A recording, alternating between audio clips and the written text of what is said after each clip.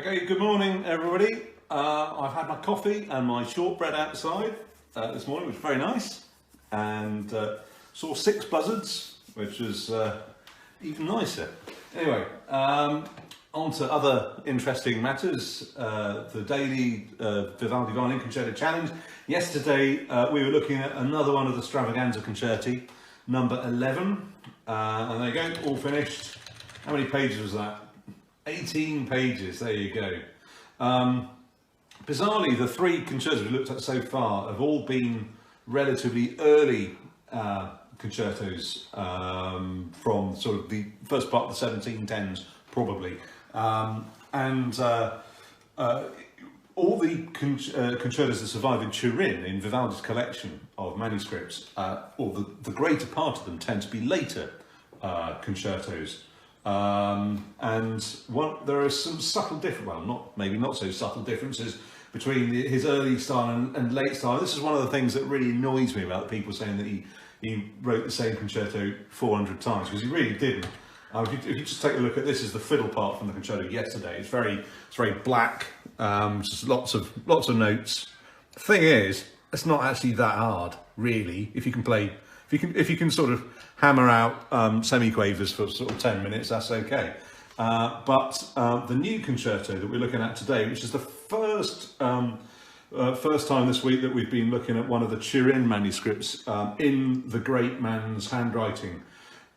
This is what we call a late period concerto. One of the things that sort of marks out as a late period, for you can see it says Allegro non molto. That's relatively unusual earlier in his career. Also for 3/4, after around about 1724, 1725, Vivaldi just writes 3 instead of 3/4. You can see also how beautifully neat the manuscript is. Vivaldi had an incredibly neat hand, though generally what happens is that as he goes through the concerto, he speeds up, his writing gets quicker, and his handwriting sometimes sort of deteriorates as we go through. So a few things to point out in this manuscript that's quite interesting.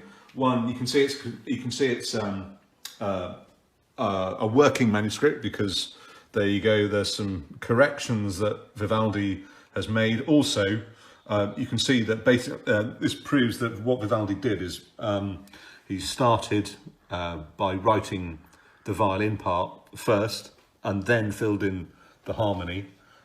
Some composers did it the other way, worked from the bass line up, but Vivaldi, presumably because he's a fiddle player, works from the top down.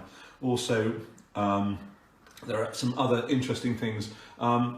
Something we haven't come across yet is bariolage, a violin technique, which in his late concertos is one comes across very often. We can see where he's written chords here in the violin part, and in the margin here he's written arpeggio di semicrone. So he's telling you to play those chords in sort of semiquaver arpeggiated formations. Again, one of the things that strikes me about actually the whole of Vivaldi's violin output is how vocal he wants the soloist to play. I mean, L'Astro Monaco has the direction cantabile 5, 6, 7 times, which is kind of unusual for that period. But here again, it's quite unusual. Not only does he write cantabile in the solo part, but he also writes piano e cantabile. And the idea of actually having a solo passage that's played piano at this date is very unusual. What else do we have? Next page. Beautiful slow movement.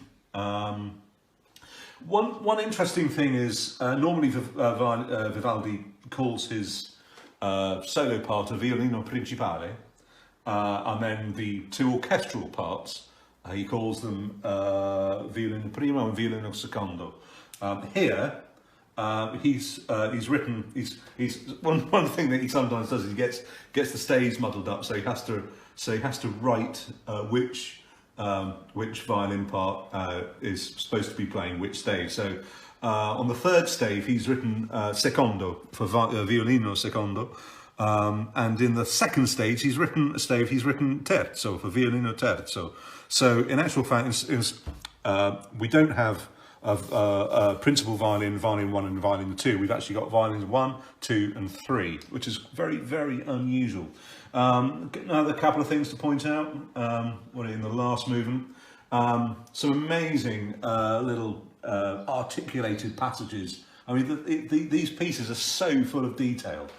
And finally, the one I think what's really, for me, being a fiddle player, very, very interesting, is this comment here that he's written underneath the violin part. You can see the slurs there in this last bar on this system, and he's written "Guardate la legatura," which means which is a direction to the guy who's going to be copying parts out, or even to the solo violinist to note the slurs that he's put in. Presumably, it's a kind of an odd slur marking because it's a da-dia, da-dia, da-dia, that kind of figure.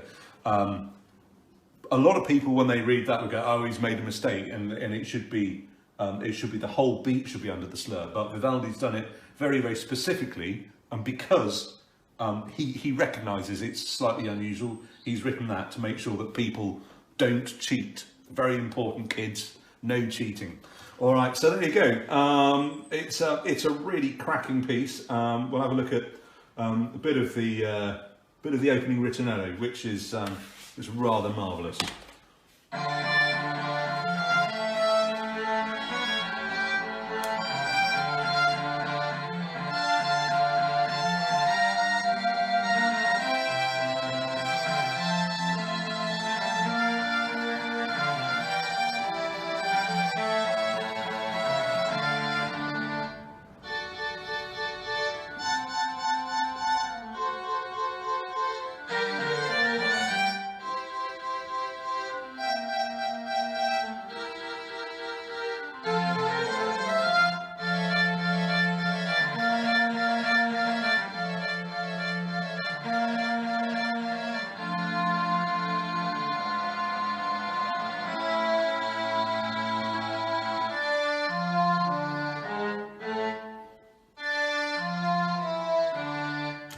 There you go. That's the opening ritornello. So that's today's project, Concerto in D minor, RV235, and yeah, just this is highlighting the problems that musicians face in the current coronavirus crisis, because all our work's been cancelled. So if you feel like giving a musician a bit of relief, you can donate to the crowd fund.